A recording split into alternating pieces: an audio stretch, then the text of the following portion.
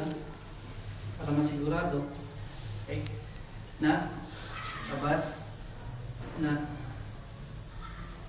There. Same.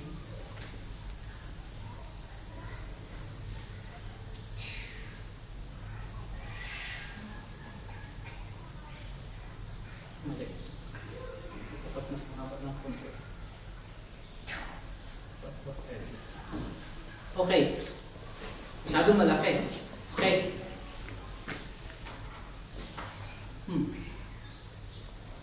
Ang problema dito, dahil sa masyadong malaki, it should be folded. Pag ganun. Ito na ang problema natin. There. Well, you can, masyadong malaki ito. You can fold it. Kasi dapat ganyan lang siya eh. Hindi ko pa makita yung sa gitna niya. Patay tayo ngayon.